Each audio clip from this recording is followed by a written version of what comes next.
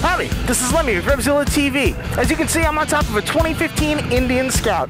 I've been dying to get on one of these since I first heard about them. 100 horsepower jammed into a small chassis sounds like more fun than a sack full of kittens. The question becomes though, can the Indian Scout live up to the formidable reputation of its predecessor? To find out, we're throwing this baby through a full Revzilla shakedown. We're going to show you what's awesome about the Scout, but also what needs to be improved. And because this is a Revzilla style review, we're also going to show you what modifications you're going to need to make if you're thinking about putting a Scout into your garage. Come on, let's go.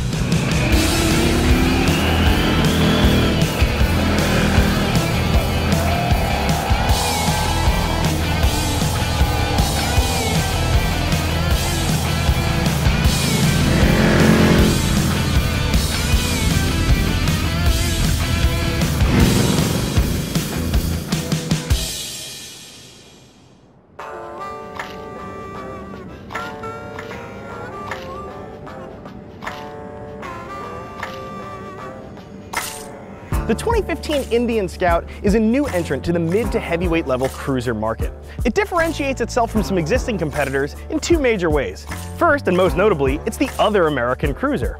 The second way the Scout stands out, it's got a big bike motor tucked into a very compact chassis. It's going to be perfect for riders who do short haul work and they want something that's nimble and agile, an athletic bike that's light on its feet. Now, couple that information up with the fact that the Indian Scout is easily the most affordable item in Indian's lineup, and it's not too hard to see what customer they're gunning for. They're looking for younger riders, returning riders, but riders who have enough experience to understand that there's some cachet in owning a premium brand like an Indian. Remember, Indian is America's oldest motorcycle manufacturer. Now, when it comes to competition, there's no shortage for the Scout. If you're looking at an Indian Scout, odds are that you're very familiar with the Harley-Davidson Sportster 48. The two bikes are very similar. Similar displacement, almost an identical MSRP, and you can see that fat front tire up front gives it a heavy dose of that American cruiser styling. Of course, both bikes are also made in America.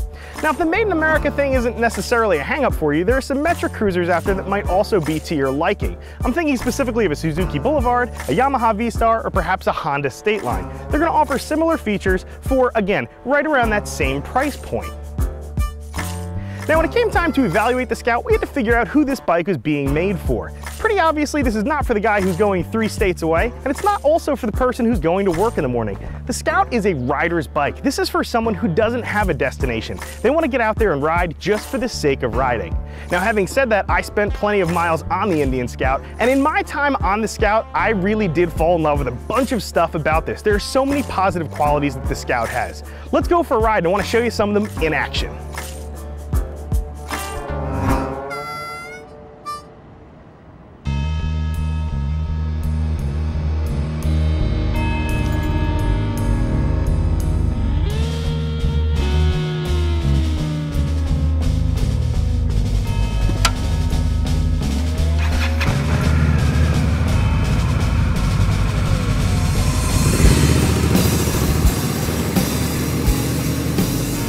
Now, when I got on the Indian Scout, I did the same thing I do with every bike that I don't own. Treated it like it wasn't mine. I got on this thing and I started romping on it, and man, the engine is a peach. This motor has got so much power, over 4,500 RPMs. You can just get right on it, and this thing gets right up to speed. It really is a quick bike.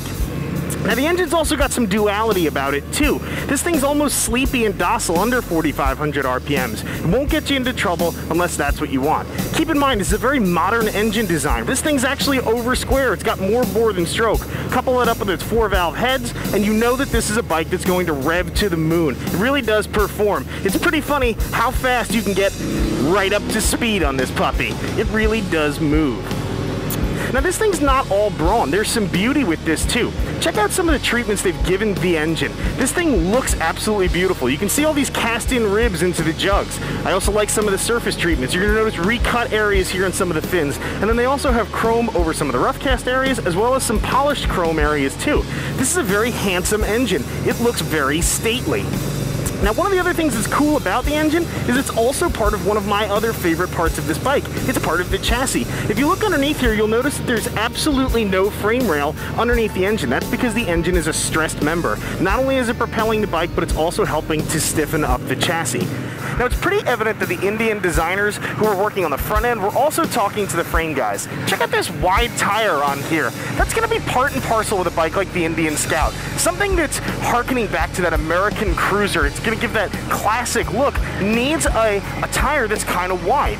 So to work around the fact that a wide tire sometimes doesn't handle that well, the Indian designers did a great job. They really steepened up the rake angle relative to a regular cruiser. This has got a 29-degree rake angle. Typically, you're going to see bikes in this market in the 30 to 32 range. So by quickening up that steering a little bit, they maintain that stable feel that a wide tire can give you without getting that slushy feel on a turn-in. I'm coming into a turn right now, and this feels absolutely fantastic. I know exactly what my front tire is doing because of the feedback I'm getting from it. Now, the last thing on the Scout that I absolutely loved were the brakes. The brakes are fantastic on this bike.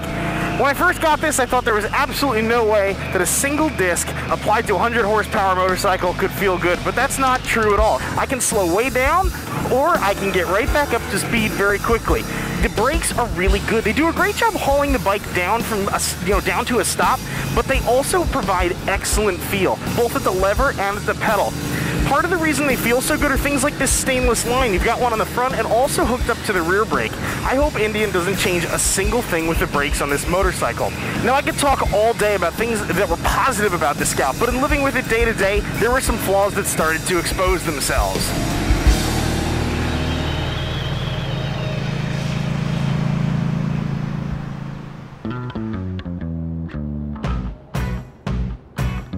Now, as you've just seen, the Scout absolutely rips. This thing has loads of power. And fortunately, thanks to the awesome brakes that the Scout engineers fitted this thing with, it stops every bit as well as it goes.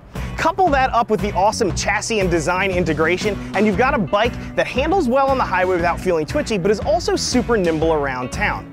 Now, even though the architecture of the Scout is absolutely fantastic, as I piled miles onto this bike, some problems became immediately evident to me. Let's get back to that engine. Sure, there's lots and lots of power, but it all seems to come on after 4,500 RPMs. The Scout really makes you work to get the power that it has to offer. One of the other crucial items I feel like the Scout really failed on was the suspension, specifically the front. Oh my gosh, was it soft. Couple that up with a rear suspension that was a little bit firmer than I expected, and you have a very confusing ride. The suspension pieces don't work well with each other, nor do they work well with the Scout, considering how capable the motorcycle is. There were also a handful of other problems that I noticed when I was riding the bike. Things like the low oil pressure indicator. It's neither a light nor a gauge. It was hard to figure that out. Couple that up with some other small stuff like things that were moving around the bike, the mirrors, the turn signals, items I was constantly readjusting, and you've got a couple of flaws that really do make riding the Scout a little bit more of a chore than it needs to be. Now I'm gonna have an easier time showing you this stuff rather than telling you about it, so strap on that gear and let's go for another ride.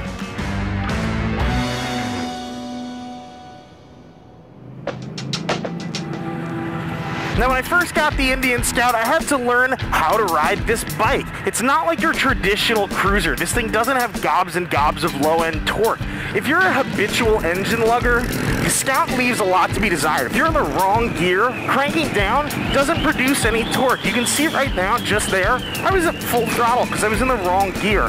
This thing just has no low end. It's got lots of power, but you have to be willing to get it out of there. So if you're a serial engine lugger, the Scout might not have a drivetrain that you love. One of the other things it's a little weak on too is engine braking. There's not much engine braking here. It just doesn't slow down in a big hurry when you roll off the throttle. That's something to be aware of. There were many times I found myself downshifting furiously in order to get some engine braking, and too many times I was in first. I couldn't get any more engine braking out of this. So just keep in mind, this is a different style engine. This is a modern engine in this cruiser. Now, one of the other things about the engine that seems kind of minor but was also very important for me was the low oil pressure indicator.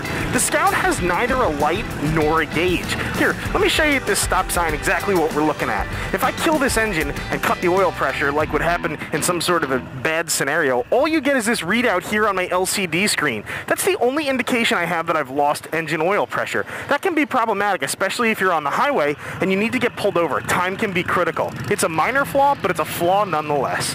Now, having said that, there were other little flaws I found with the Scout. Nothing crazy, but there were just some little things. For instance, these turn signals. Look at these. They move around like crazy. Every time I was out on the highway, I noticed myself having to readjust them because the air pressure had blown them back. I found myself a couple of times using my foot to adjust things, kind of like this, even out on the freeway. Seems kind of crazy. You shouldn't have to do that. I understand they're trying to save people, you know, who possibly are going to have a low-speed tip over or maybe a garage bump from having to buy new turn signals, but this isn't the way to do it, I don't think. Now, keeping in fashion with things that were moving around are these mirrors. Now the mirrors are great, they're placed perfectly, I had great vision of what was going on behind me, but because they use these cheap ball and socket joints, I was constantly readjusting. Vibration at 80 miles an hour meant that anytime I needed to make a lane change, I was first readjusting my mirrors. No good. For me though, the biggest shortcoming on the Indian Scout was the front suspension. The suspension is so soft. Now the rear of this bike was actually kind of firm. It's good for a bigger guy like me. However, I even had some smaller folks ride the Scout for me to make sure that I wasn't incorrect when I said the front suspension was just too soft.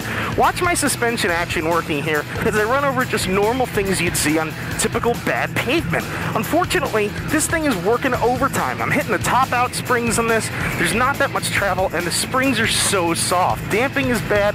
It's not confidence inspiring, especially for a younger rider or somebody without boatloads of experience. They don't want to feel their front tire not giving them feedback from the road. This thing is completely undersprung. I don't really like it. This is something that the Scout should have been addressed. This suspension is flat out unacceptable. Fortunately, all of these things are easily fixable. The Scout's a great bike as long as we get a couple things repaired.